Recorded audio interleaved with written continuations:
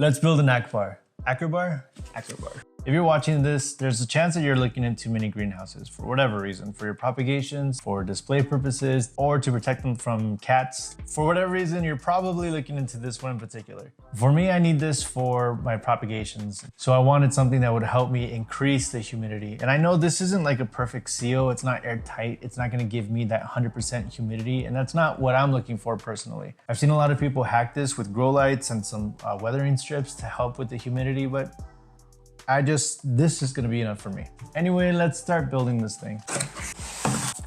No tools required. Perfect.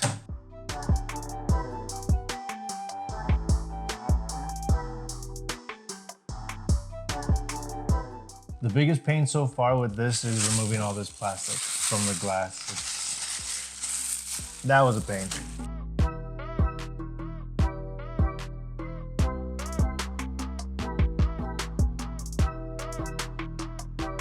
Okay, first impressions. Flimsy, very flimsy. There are gaps in here. The gaps are fine, I don't mind that. What does this do? Oh. I guess that's a thing for it to breathe. Very flimsy. But now I see why people like reinforce it. It's all right, it's just for propagating. Okay, so now I'm gonna put my plants in here. Something I wanted to mention is that this plastic is really set in there. You have to take it out with some level of patience, otherwise some of the plastic can get stuck like this. Now we're in my plant room and I'm going to fill this box up. There's this space right here that I want to empty out. This is gonna go in there. So let's do that.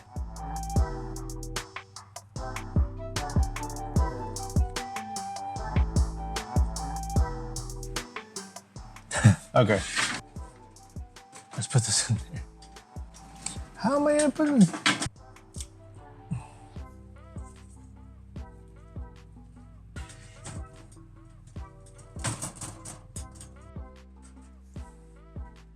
Can you see it? Can you see it? It's right there.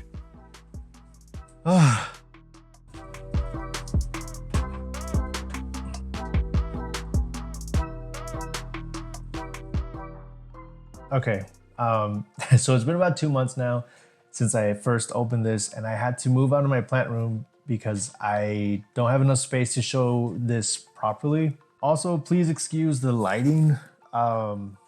So I filled this up with my propagations. I have to eat my words when I said that I didn't mind the little gaps in between.